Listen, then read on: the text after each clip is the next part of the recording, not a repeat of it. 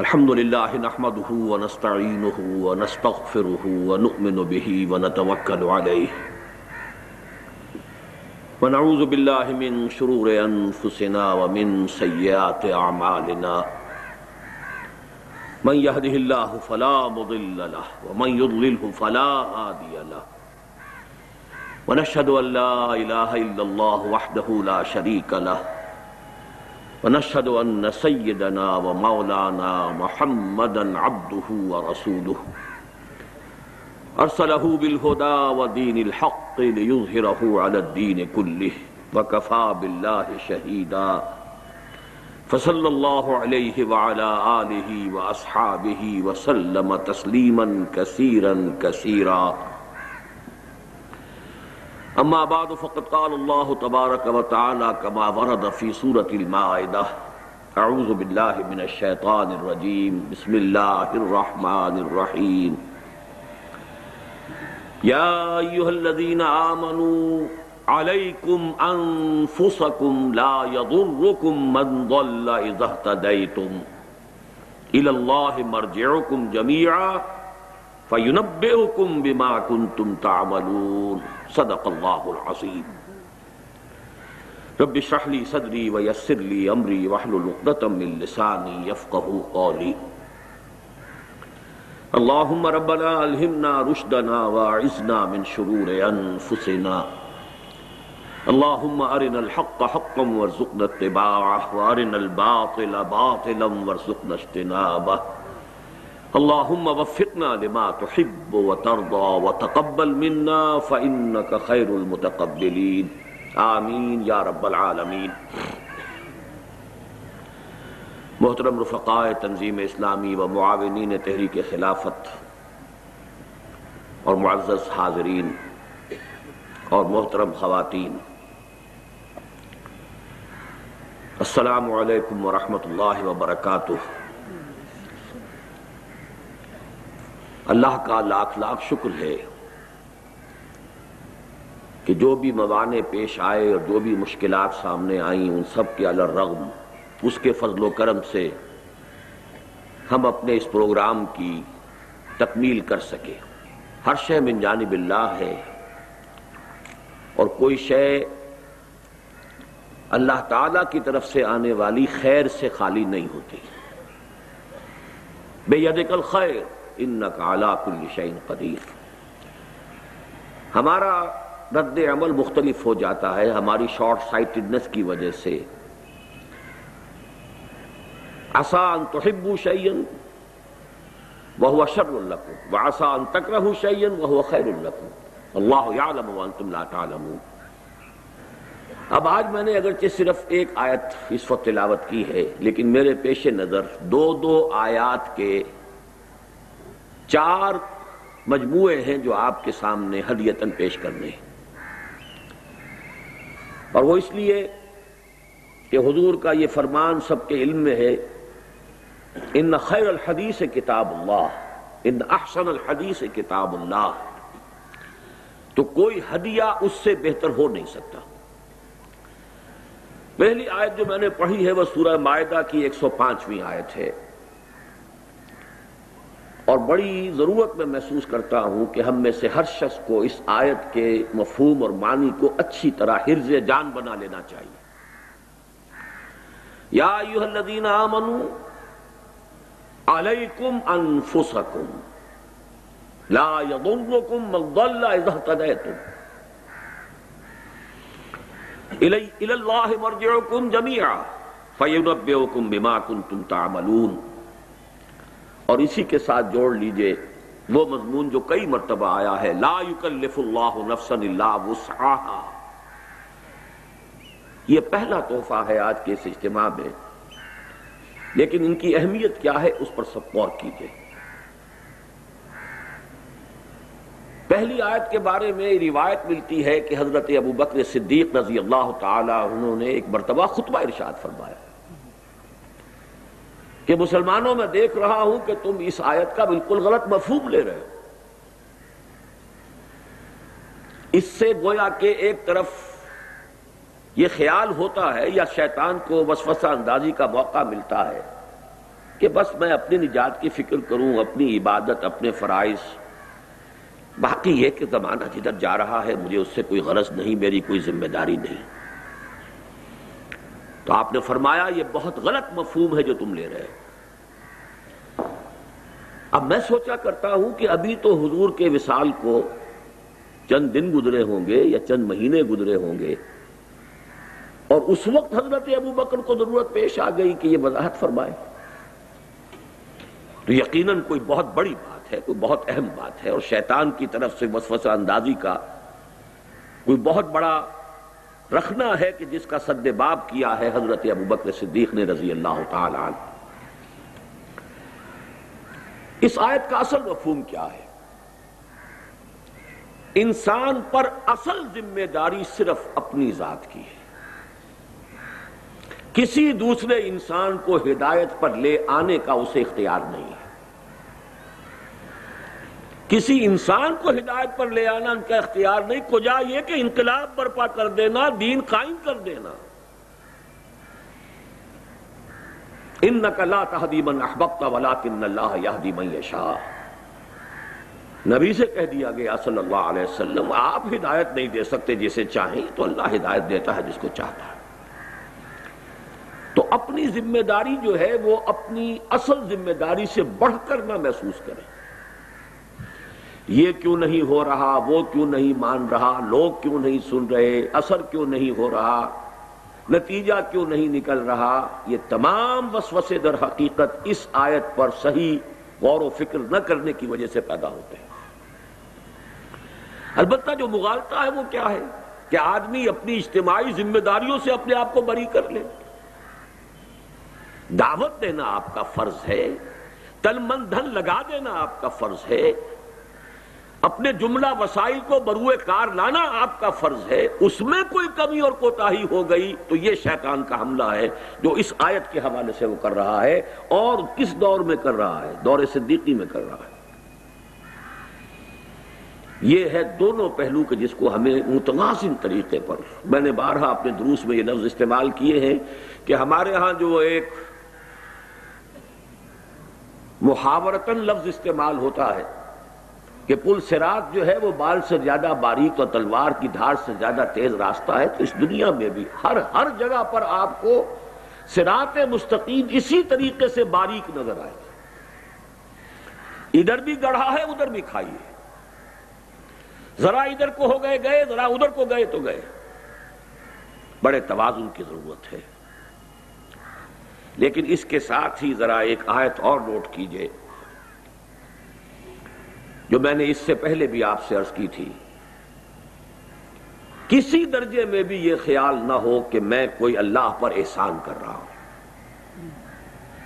وَمَنْ جَاهَدَ فَإِنَّمَا يُجَاهِدُ لِنَفْسِهِ. اللہ بہت غنی ہے، غنی عن العالمین، ہر احتیاج سے بری. آنے واحد میں دین کو قائم کر دے، آنے واحد میں ہر انسان کو ابو بکر صدیق بنا دے. اللہ کی قدرت سے بعید نہیں. تو اچھی طرح سمجھ لیجئے خود غرضی میرے نزدیک بہت اہم ہے. بئی معنی کہ آپ یہ سمجھیے میں اپنے لیے کر رہا ہوں، کسی کے لیے نہیں. علیکم انفسکم، تم پر ذمہ داری ہے تمہاری اپنی، اپنے لیے کرنا ہے. اپنی نجات کے لیے، اپنی فلاح کے لیے، اپنی اخروی کامیابی کے لیے، اللہ کی رضا کے حصول کے لیے جو کرنا ہے اپنے لیے کرنا ہے. فرق صرف یہ ہے کہ خود غرضی کا ایک رخ دنیا کی طرف جاتا ہے، خود غرضی کا ایک رخ آخرت کی طرف جا رہا ہے.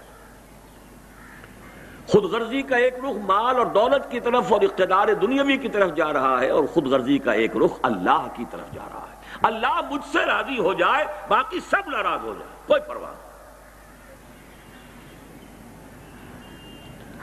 علیکم انفسکم لا یضرکم من ضل اذا اهتدیتم. مجھے آج شعر یاد آ رہا تھا اقبال کا، اگر کجرو ہے انجم آسمان تیرا ہے یا میرا، مجھے فکر جہاں کیوں ہو جہاں تیرا ہے یا میرا. اپنا فرض ادا کرنے کے بعد آپ یہ انداز اختیار کریں تو کوئی بری بات نہیں.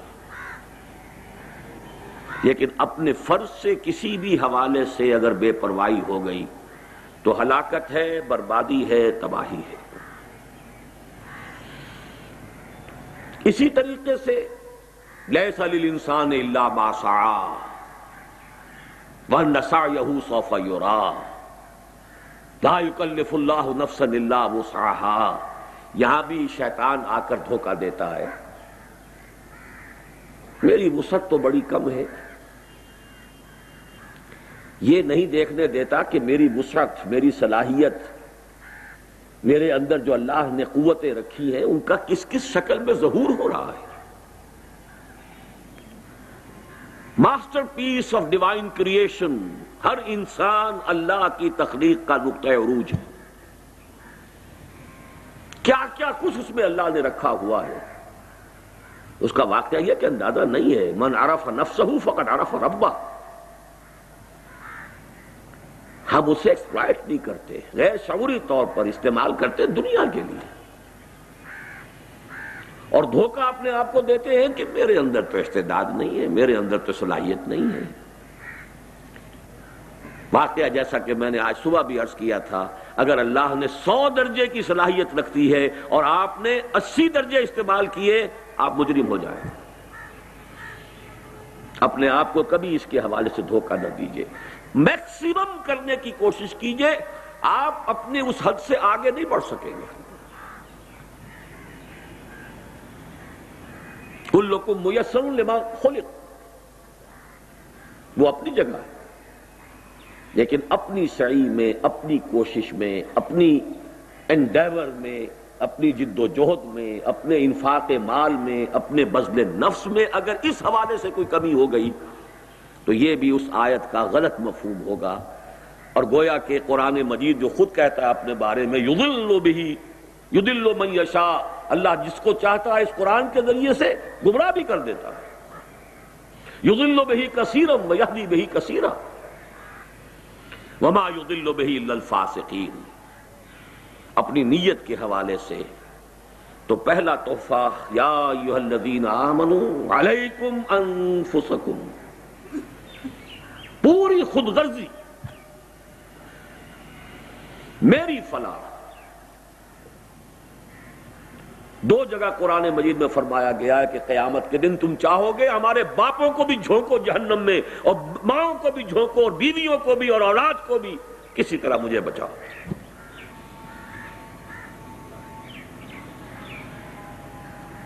یود المجرم لا یفتدی من عذاب یومئذ ببنیہ وصاحبتہ واخیہ وفصیلتہ التی تؤویہ ومن فی الارض جمیعا ثم ینجیہ کلا انہا لظی نزاعۃ للشویٰ۔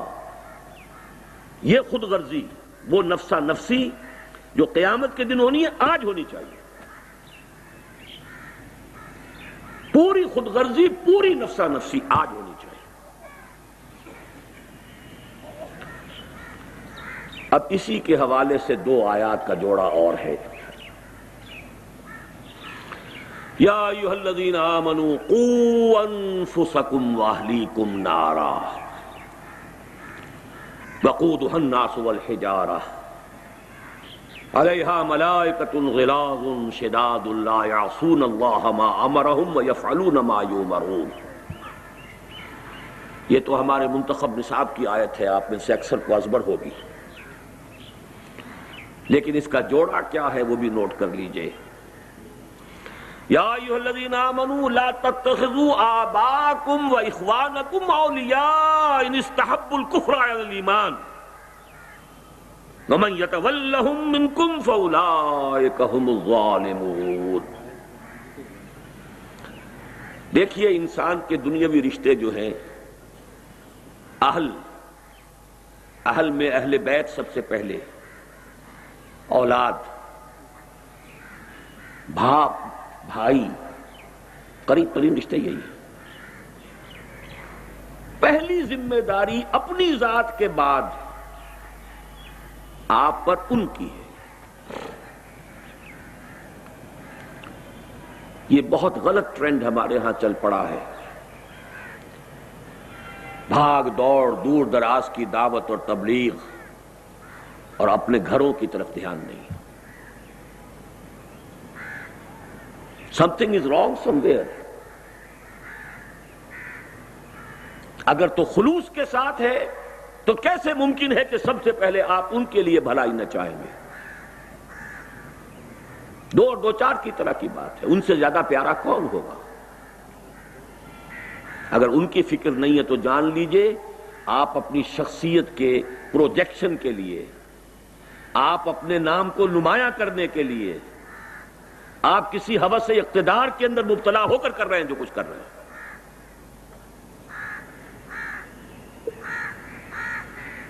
ورنہ سب سے پہلا معاملہ گھر، اہل و عیال، باپ اور بھائی. قوا انفسکم واہلیکم نارا، یہ تو ہوا مثبت انداز، بچاؤ. اور منفی انداز اس کو بھی نوٹ کر لیجئے. وہ معاملہ تو بہت ہی غلط ہے کہ آپ کوتاہی کر رہے ہو، غفلت کر رہے ہو. ان کو ان کی آخرت کی فلاح کی فکر نہ کرے، وہ تو ضلوا ضلالا بعیدا ہو گیا. وہ تو میں نے کہا پیتھولوجی ہے، کوئی نہ کوئی خرابی ہے، کوئی نہ کوئی ٹیڑھ ہے، کوئی نہ کوئی کجی ہے.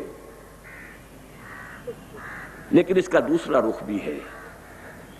اگر آپ کی تمام تر کوشش کے باوجود وہ سیدھے راستے پر نہیں آ رہے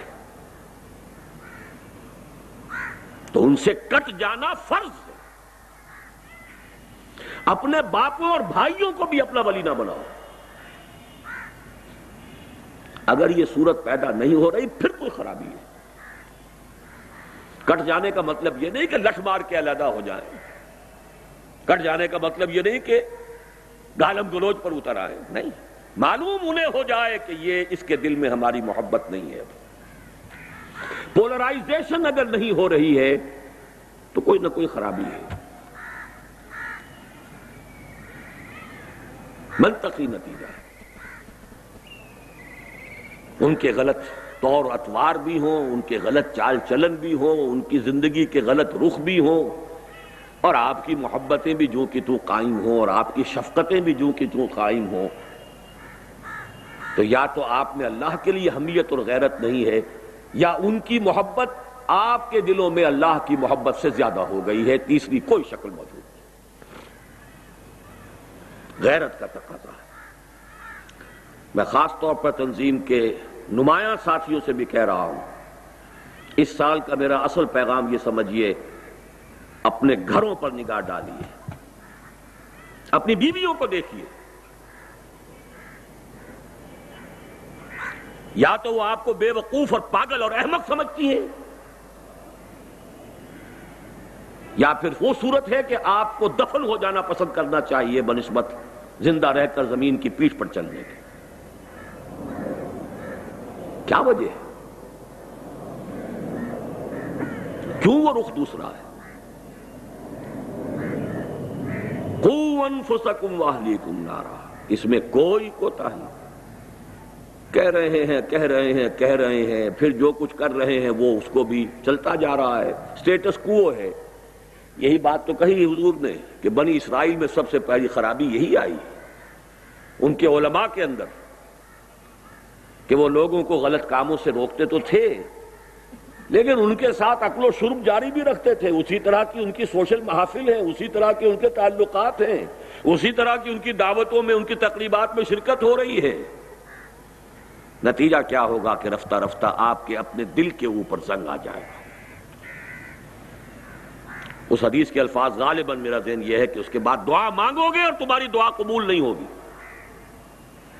یہ بے غیرتی اور بے حمیتی نہیں ہونی چاہیے. تو میں ایک لفظ پولرائزیشن کے حوالے سے بات کرنا چاہتا ہوں. یہ بھی نہیں کہ ایک دن میں فیصلہ کر دیا جائے، یہ بھی نہیں کہ بغیر اتمام حجت کے کوئی انقطاع اختیار کر لیا جائے، لیکن محسوس ہو جانا چاہیے، محسوس ہو جانا چاہیے. آگ میں اگر حرارت ہے تو محسوس ہو جائے گی، برف میں اگر ٹھنڈک ہے تو محسوس ہو جائے گی.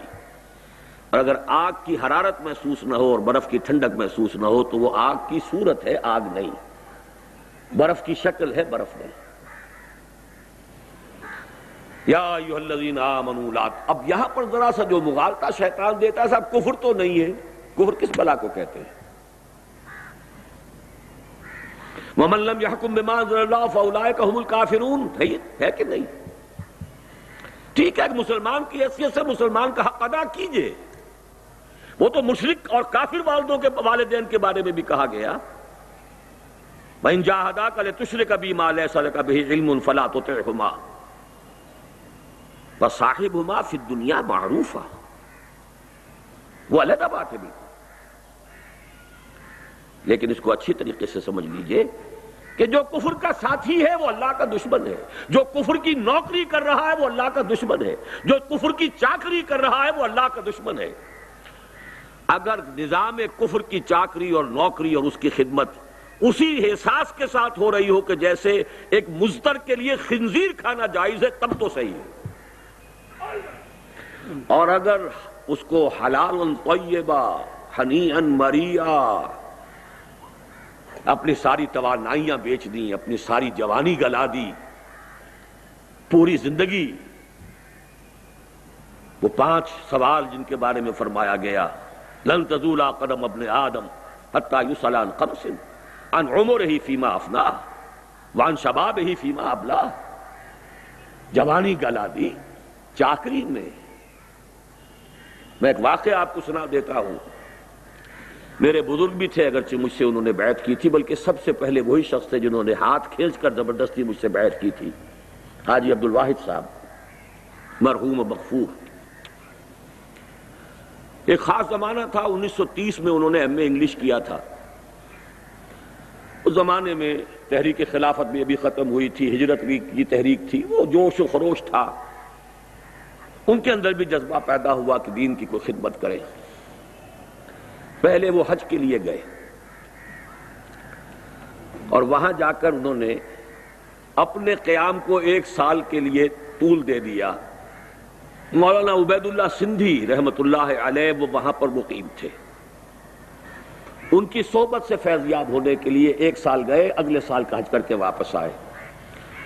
انہوں نے مجھے واقعہ سنایا، مولانا عبید اللہ سندھی انقلابی مزاج کے آدمی، آگ بھری ہوئی ان کے۔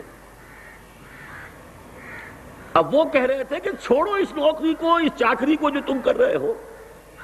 کوئٹے کا ایک بہت اعلیٰ درجے کا ہائی اسکول تھا جس کے کہ وہ ہیڈ ماسٹر تھے، اور ڈائریکٹری وغیرہ کے لیے پروموشن ہونے والی تھی۔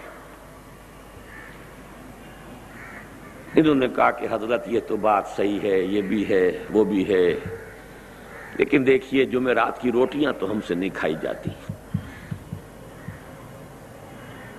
یعنی آخر معاش کے لیے کچھ کریں گے، یہ تو نہیں ہم کر سکتے۔ تو پہلا رد عمل تو ان کا یہ تھا، ہاں ہاں ہاں بھائی واقعی آپ کی بات صحیح ہے، بہت صحیح کہہ رہے ہیں آپ، جمعرات کی روٹیاں کھا کر کیسے آدمی کام کرے۔ اور پھر کہتے تھے وہ کہ ایسا جلال آیا ہے ان کے چہرے کے اوپر، تمہیں شرم نہیں آتی؟ انگریز کی حکومت کی چاکری کر کے کھانا یہ تمہیں بڑا حلال و طیب نظر آتا ہے، اور مسلمان اپنا پیٹ کاٹ کر تمہیں روٹی دے تو وہ تمہیں حرام نظر آتا ہے؟ تقابل تو کرو، انگریزی پڑھا رہے ہیں، تنخواہ لے رہے ہیں، انگریزوں کے لیے کلرک پیدا کر رہے ہیں، ان کی گاڑی کے اندر گھوڑوں کی طرح جت کر، اور اس سے تنخواہیں لینا باعزت روزی ہے۔ اور اگر مسلمان اپنا پیٹ کاٹ کر تمہاری کوئی خدمت کریں تو وہ بڑی تمہاری عزت نفس کے لیے بڑا چیلنج ہے، بڑی فرق تو صرف سوچ کا ہے،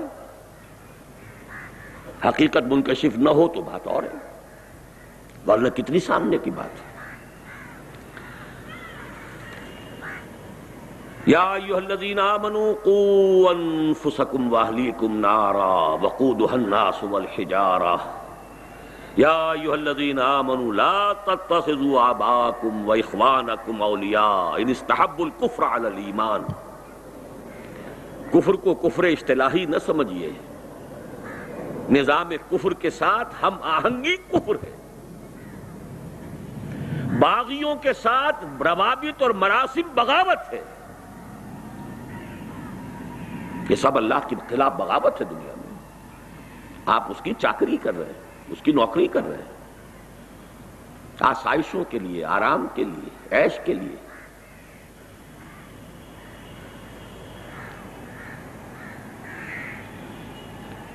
تیسرا جوڑا، اصل شے جو فیصلہ کن ہے وہ کیا ہے؟ انسان کو اگر اللہ نے ہدایت دی ہے تو اس ہدایت کو مضبوطی سے تھامو۔ جیسے حضور نے فرمایا ہے کہ قرآن وحشی اونٹ کے مانند ہے، الہدا ہے نا، اسے باندھ کر رکھنا پڑتا ہے۔ اسی طرح ہدایت ایسا نہیں ہے کہ بس جیب میں آ گئی تو آ گئی، محفوظ ہے۔ جہاں پونجی ہوتی ہے وہیں چوری کا اور ڈاکے کا خوف بھی ہوتا ہے۔ کوئی پونجی نہ ہو، کوئی دولت نہ ہو تو کہاں کی چوری اور کیسا ڈاکہ؟ راہ کھٹکانا چوری کا دعا دیتا ہوں رہزن کو۔ اگر وہ ہدایت کی پونجی ہے تو ہر آن خطرہ محسوس کیجئے، ہر چہار طرف سے اس کے اوپر حملہ ہوگا۔ نہیں ہو رہا ہے تو ہدایت نہیں ہے۔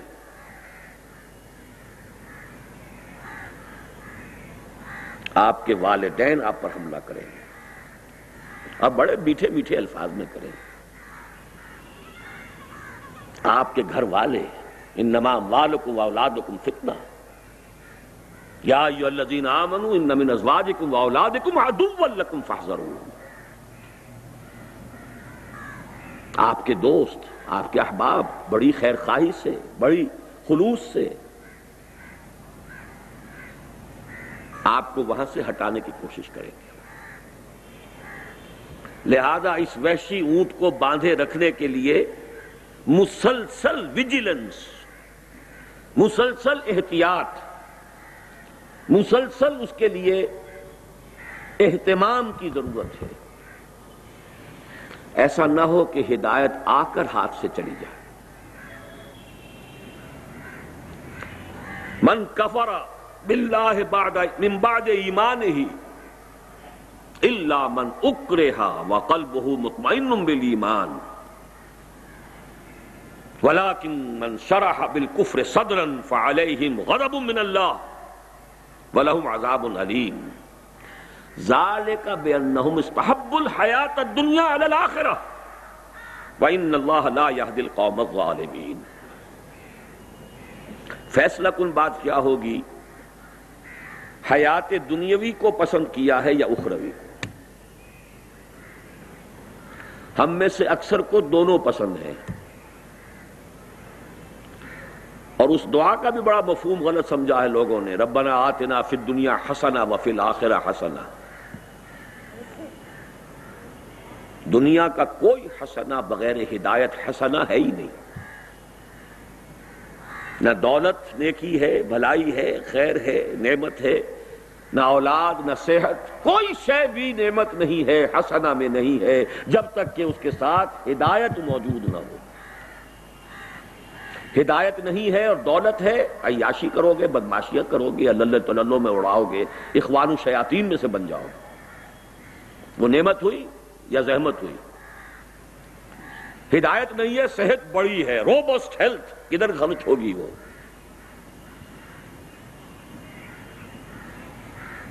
کوئی شے نعمت نہیں۔ ربنا آتنا فی الدنیا حسنہ، ہاں اللہ ہدایت کے ساتھ جو بھی حسنات ہیں ہمیں عطا فرما، لیکن بغیر ہدایت کوئی شے حسنہ نہیں ہے۔ اصل فیصلہ کن بات یہ ہے کہ آخرت کے طالب ہو یا دنیا کی، اگر اس میں فیصلہ نہیں کیا ہوا ہے، واضح فیصلہ، شعوری فیصلہ، تو قدم قدم پر واپسی کا، پسپائی کا، ارتداد کا اندیشہ ہے۔ ارتداد معنوی، ارتداد کسے کہتے؟ لوٹ جانا، پسپائی اختیار کرنا۔ ایک قانونی ارتداد ہے کہ اسلام سے کفر کی طرف چلا جائے، اور ایک یہ معنوی اور باطنی ارتداد ہے کہ ہدایت سے، راستے سے پیچھے ہٹنا شروع کر دے۔ ذالک بانہم آمنوا ثم کفروا ثم آمنوا ثم کفروا ثم ازدادوا کفرا. اور یہی بات آئی ہے فاما من طغى وآثر الحیات الدنیا فإن الجحیم ہی المأوی. جو سرکشی کی روش اختیار کرے گا اور حیات دنیاوی کو ترجیح دے گا. بس فیصلہ کن بات یہ ہے ترجیح کس کی ہے. آپ کی ویلیوز معین ہو جانی چاہیے. دنیا بری نہیں ہے لیکن آخرت کی کاسٹ پر نہیں. آخرت کے ساتھ سوکھی روٹی مل جائے بہت بڑی نعمت. اچھا کھانے کو دے دے اللہ. قل من حرم زینۃ اللہ التی اخرج لعبادہ والطیبات من الرزق. کوئی بری بات نہیں، رہبانیت نہیں ہے اسلام میں، لیکن اپنے فرائض کو ادا کر اپنی ذمہ داریوں سے عہدہ برا ہونے کے بعد اب اگر کر سکتے ہو کرو. یہاں مجھے وہ حدیث یاد آ رہی ہے کہ حضور نے فرمایا وہ جو 7 انسان ہیں کہ جن پر اللہ تعالی خاص جن پر سایہ فرمائے گا، عرش کے سائے میں جگہ دے گا. وَرَجُلٌ قَلْبُهُ مُعَلَّقٌ بِالْمَسَاجِدِ. وہ انسان کے جس کا دل اٹکا رہتا ہے مسجد ہی میں. آتا ہے دھندے کے لیے، کاروبار کے لیے، لیکن معلوم ہوتا ہے کہ میں یہاں کی شے نہیں ہوں، مجبوری ہے. اور اس کو بھی سمجھ لیجئے کہ یہ کس دور کی بات ہے جبکہ اللہ کا دین قائم ہو چکا ہو. اب نیکی کا سب سے بڑا مظہر مسجد کے ساتھ معلق ہو جانا ہے. اگر اللہ کا دین قائم نہیں ہے تو اب ایمان کا سب سے بڑا مظہر اس جد و جہد، اس جہاد کے ساتھ معلق ہو جانا ہے. جو وقت اور جو لمحہ بھی اس کے سوا صرف ہو رہا ہے وہ گویا مجبوراً ہو. بالمکرہ بالاکراہ. کیا کریں، مجبوری. اس سے زائد اگر allocation of time, allocation of energies, اگر اس میں یہ نسبت و تناسب الٹی ہو گئی تو فلاح اور فوز ہاتھ سے پھسل جائیں گے. یہ ہدایت ہر وقت گویا کہ پھسلنے والی شے ہے، اس کو تھام کر رکھنا آسان کام نہیں. چوتھا اور آخری جوڑا، اور اس کے ساتھ میری زندگی کا ایک اہم واقعہ وابستہ ہے. 1951 کی بات ہے. اسلامی جمعیت طلبہ کا سالانہ اجتماع تھا. میں لاہور کا ناظم منتخب کیا گیا تھا اسی سال. سالانہ اجتماع کے موقع پر خرم جاہ مراد صاحب جو اب جماعت اسلامی کے نمایاں لوگوں میں سے ہیں، نائب وزراء میں سے ہیں، وہ ہمارے ساتھی تھے جمعیت میں. میں نے تو کبھی یہ ذوق و شوق پالا نہیں، یہ آٹوگراف بک کبھی میرے پاس رہی نہیں. بہرحال انہوں نے اپنی آٹوگراف بک میرے سامنے رکھی، اس پہ کچھ لکھ دیجئے. 1951 کی بات ہے، آج سے 45 برس کی. اللہ کا شکر ادا کرتے ہوئے کہتا ہوں جو میں نے لکھا تھا وہ میرے لوح قلب پر آج تک لکھا ہوا ہے. اور بہت طویل عرصے تک بعد میں بھی وہ ذکر کرتے رہے اور نہ معلوم کتنے لوگوں کو انہوں نے میرا وہ آٹوگراف دکھایا. میں نے اس وقت لکھا تھا کہ کبھی کبھی میرا دل ان لوگوں کے تصور سے کانپ اٹھتا ہے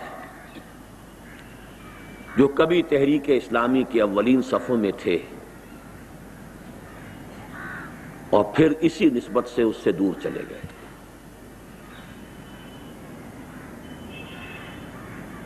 میں خود الحمدللہ الذی ہدانا لہذا وما کنا لنہتدی لولا ان ہدانا اللہ کے بعد اب اس دعا کا سہارا لیتا ہوں کہ ربنا لا تزغ قلوبنا بعد اذ ہدیتنا وہب لنا من لدنک رحمہ. اور اسی کا مشورہ میں اپنے بہترین دوستوں کو دیتا ہوں. یہ 1951 کی میری تحریر ہے، آج سے 45 برس قبل. نومبر 1951 تھا جس میں کہ وہ جمعیت طلبہ کا جلسہ تھا. بس یہی میرا آج کا آخری جوڑا ہے آپ کے لیے ہرگز نہ سمجھیے گا کہ یہ کوئی ہماری یافت ہے، ہم نے خود تلاش کیا ہے، ہم نے خود پایا ہے۔ میں تو اعلیٰ وجہ البصیرت جانتا ہوں، اللہ نے نہ معلوم کہاں کہاں سے موڑ کر مجھے اس رخ پر ڈالا ہے، نہ معلوم کہاں ہوتے کیا کر رہے ہوتے۔ اللہ اسباب پیدا کرتا ہے، رخ موڑ دیتا ہے۔ کدھر جا رہے ہیں؟ یا ابراہیم لہذا خلقت ام لہذا امرت۔ ابراہیم ابن ادہم رحمت اللہ علیہ بادشاہ تھے، شکار کھیل رہے تھے، کہیں سے آواز سنائی دی ہے کسی ہاتف غیبی کی یا ان کی اپنی روح کی، کوئی پکار قلب کی گہرائیوں سے نکلی ہے، اے ابراہیم کیا اس کام کے لیے پیدا کیے گئے تھے؟ کیا اس کا تمہیں حکم ہوا تھا؟ یا ابراہیم لہذا خلقت ام لہذا امرت۔ تو اللہ تعالیٰ نے جس کو بھی ہدایت دی ہے جان لے اس کا فضل ہے، اس کا کرم ہے، اس نے چن لیا ہے، فخر کیجئے، هو اجتباکم، اس کی نگاہ کرم نے چنا ہے آپ کو، اس کا فضل خداوندی آپ کے ساتھ شامل حال ہوا۔ ان فضلہ کان علیک کبیرا، ورنہ کتنے موڑ زندگی میں آتے ہیں، ذرا سا قدم ادھر سے ادھر ہو گیا ہوتا تو نہ معلوم انسان کہاں سے کہاں پہنچا ہوتا۔ الحمدللہ الذی ہدانا لہذا، کل شکر کل حمد کل ثنا اس اللہ کے لیے ہے جس نے ہمیں ہدایت عطا فرمائی۔ وما كنا لنهتدي لولا ان هدانا اللہ۔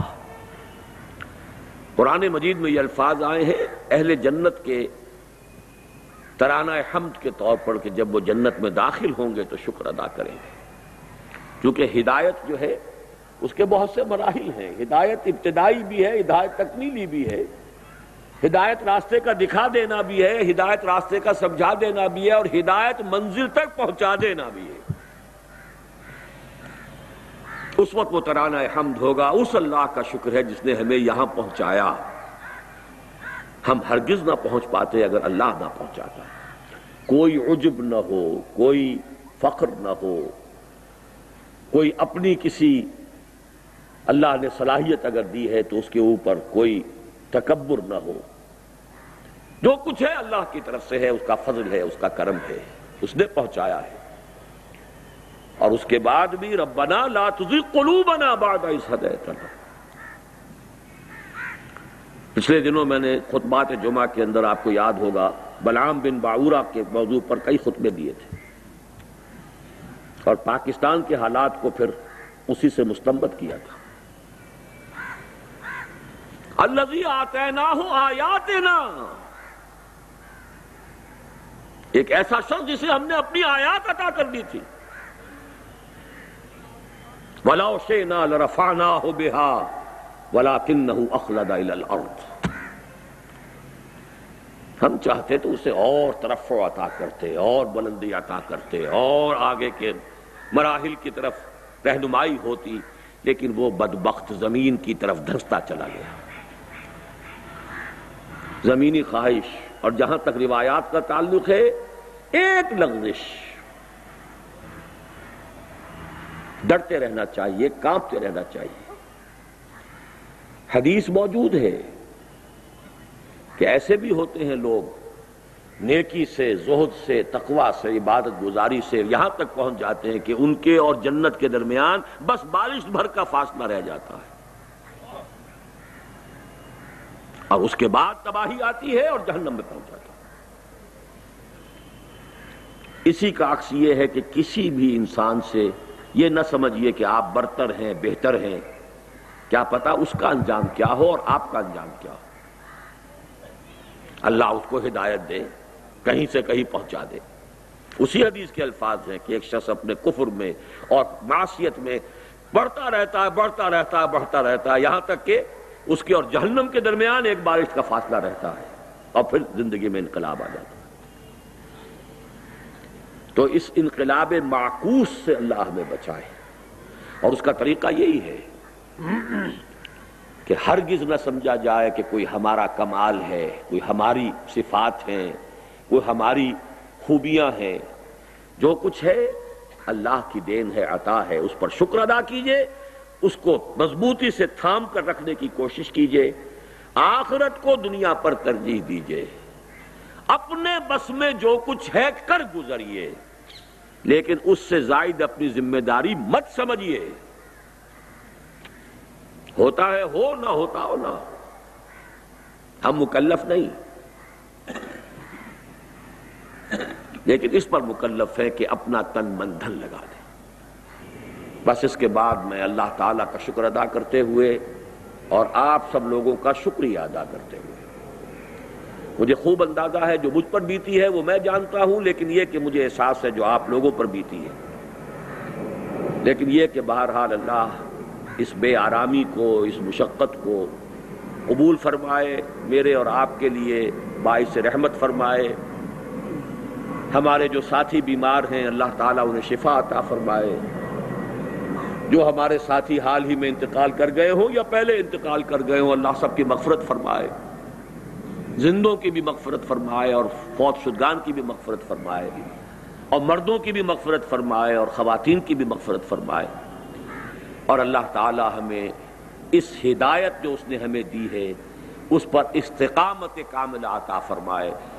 اقول قولی ھذا واستغفر اللہ لی ولکم ولسائر المسلمین والمسلمات۔